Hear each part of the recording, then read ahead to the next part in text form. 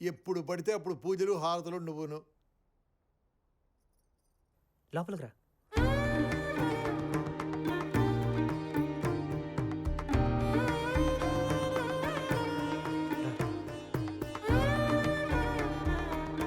హారతి తీసుకో. అమ్మ మహాలక్ష్మి, మా చెల్లి, మా నాన్న. రామ్మా కూర్చో. కూర్చో.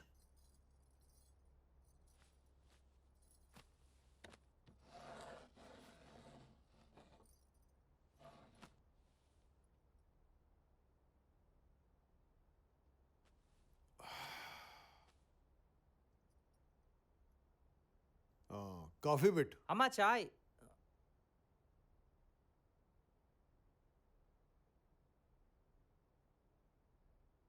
చాయ్ పట్రా.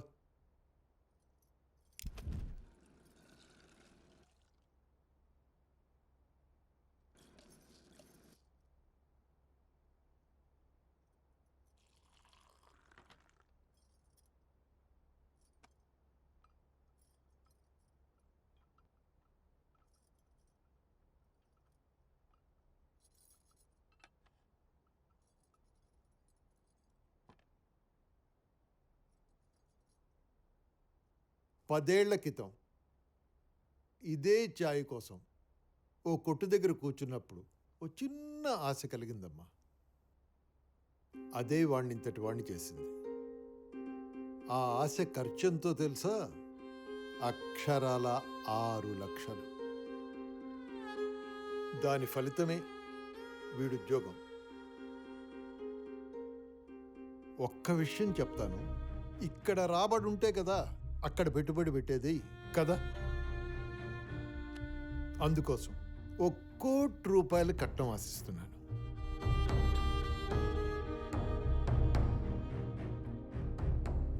సారీరా అన్నయ్య, మీరు చెప్పమన్నట్టే చెప్పాను నాన్న.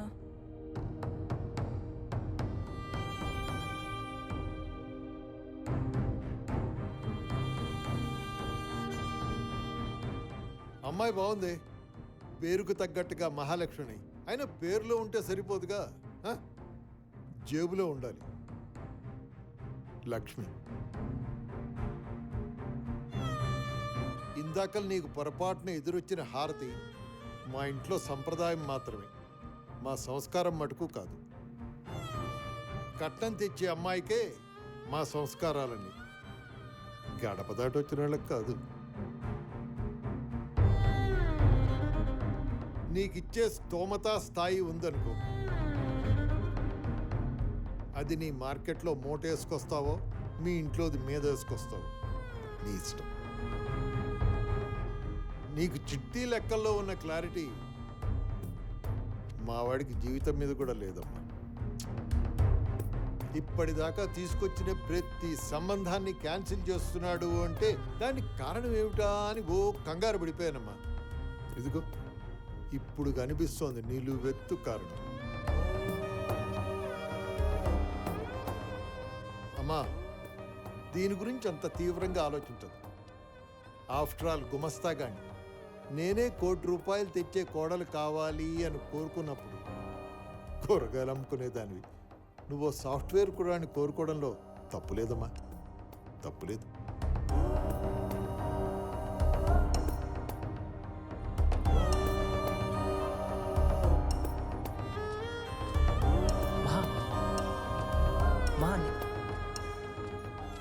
నేను చెప్పేదో ఇంకొక అడుగు ఇక్కడ కానీ మార్కెట్లో కానీ పడిందంటే మంచిగా ఉండదు.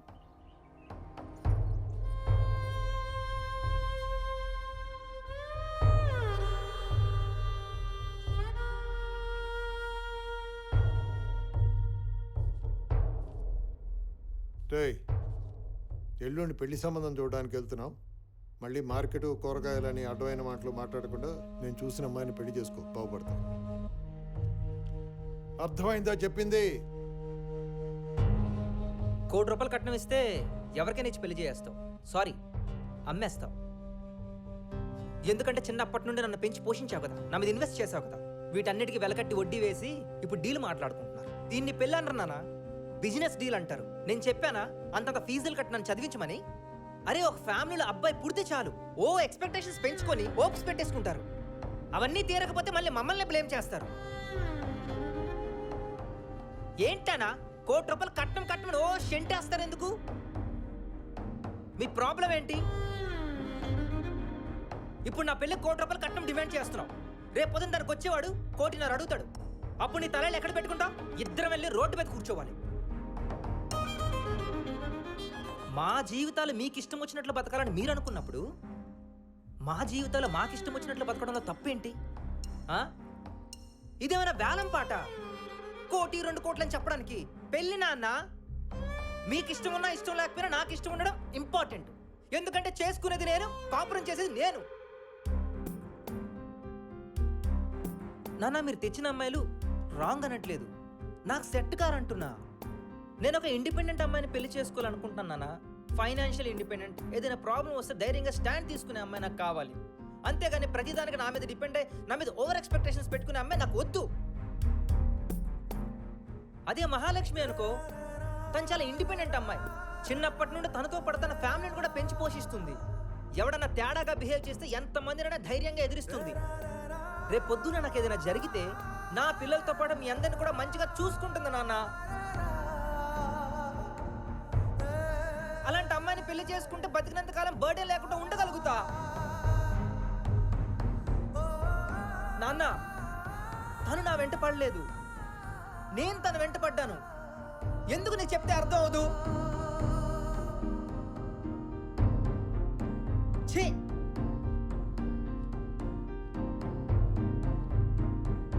కొడుకంటే కట్నం కోసం, కూతురంటే కోడలవడం కోసమే కాదు.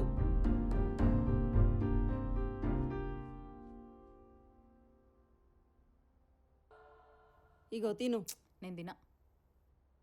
ఏందే 3 రోజులైంది నువ్వు తినక? తినకుండా చేస్తావా ఏంది? తినో. ప్రేమంట ప్రేమ. వాళ్ళయ్య అన్ని మాటలు అంటుంటే మన్ను తిన్న పాము లెక్క ఒక్క మాట మాట్లాడుకుంటున్నాడు. ఇప్పుడే నీ దిక్కులేనోడు రేపు పెళ్ళైననుకుంటాడా? మందేముందే, బువ్వ కావాలంటే దందకు పోతాం, మాట అంటే గల్లలు పట్టుకుంటాం. ఆడు చదువుకున్నాడే, సంస్కారం ఉన్నాడు, ఎవరితో ఎట్లా మాట్లాడాలో తెలిసినోడు. మరి అంత ప్రేమున్నోడు గట్ల చేసుడేందే? అయినా నీ తప్పు లేకుంటే ఒక్క మాట అంటే పడకపోయేదానివి. వాళ్ళన్ని మాటలంటే సపోర్ట్ చేయకుంటున్నావేంది? ఆడంటే నాకు ఇష్టమే, అది కూడా నా కుటుంబమే.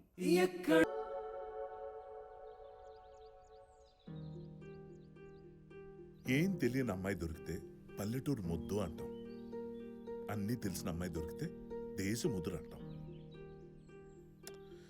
ఈ ప్రపంచంలో ఉన్న మగాళ్ళందరికీ ఇండిపెండెంట్ ఉమెనే కావాలంటారు, కానీ ఆ ఇండిపెండెంట్ ఉమెన్ మళ్ళీ వీడి చెప్పినట్టే వినాలి. అది మన దౌర్భాగ్యం. నువ్వు పని చేయి, ఆ అమ్మాయితో వెళ్ళిపో. నీ ప్రాబ్లమ్స్ అన్నీ సాల్వ్ అయిపోతాయి. అసలు ఎందుకు వెళ్ళాలి సార్? ఎందుకు వెళ్ళకూడదు? మీరేంటి సార్ మళ్ళీ మహాలక్ష్మిలా మాట్లాడుతున్నారు? అమ్మాయి వెనకాల అబ్బాయి ఎందుకు వెళ్ళకూడదు? ఆన్సర్ మీ. ఒక అమ్మాయి వెంట వెళ్తే అబ్బాయిగా పుట్టి వేస్ట్ సార్. ఇన్నాళ్ళు పేరెంట్స్ దగ్గర పెరిగింది ఒక అమ్మాయి కోసం వెళ్ళిపోవడానికి కాదు కదా. అయినా అది యాక్సెప్టబుల్ థింగ్ కూడా కాదు. మీరు చెప్పినట్లు నేను వెళ్ళాననుకోండి, నన్ను చాతకాని వాళ్ళ చూసింది ఈ సొసైటీ. అసలు ఈ అమ్మాయిలకి అత్తమామల దగ్గర ఉండడానికి ఏంటి సార్ ప్రాబ్లం? మాట్లాడితే ఓ యాటిట్యూడ్లు వచ్చేస్తాయి. ఏదైనా అంటే నాగరికత కాలం నుండి అమ్మాయిల్ని తొక్కేస్తున్నారు, వంటింటికే పరిమితం చేస్తున్నారు అని అంటారు. ఎక్కడ సార్ చేస్తున్నాం? ప్రతి ఫీల్డ్లోనూ మగాళ్ళకు ధీటుగా ఆడాలు ఉంటున్నారు కదా, ఇంక్లూడింగ్ పబ్బులు. సరే ఈక్వాలిటీకి రెస్పెక్ట్ ఇచ్చి ఆడ మగ సమానమే కదా అని చనువు తీసుకుని ఒక మాట అంటే, ఆడపిల్లలతో మాట్లాడే పద్ధతి ఇదేనా అని మీదకొచ్చేస్తారు. అందరూ సమానమే అంది ఈ ఆడవాళ్లేగా. ఏదైనా అంటే పుసుకున్న సంఘాలు వేసుకుని వచ్చేస్తారు. ఇలాంటి వాళ్ళ కోసం కాంప్రమైజ్ నేను వెళ్తే కుక్క కంటే హీనంగా చూస్తారు సార్ ఈ ఆడవాళ్ళే. సరే సార్, మీరు చెప్పినట్లే మహాలక్ష్మి వెంట వెళ్తా. అప్పుడు మా అమ్మ ఒక అమ్మాయి బాధ అర్థం చేసుకుని మంచి నిర్ణయం తీసుకున్నానని అనుకోదు. పెళ్ళం రాగానే దాన్ని కొంగు పట్టుకుని నా కొడుకు వెళ్ళిపోయాడని ఊరంతా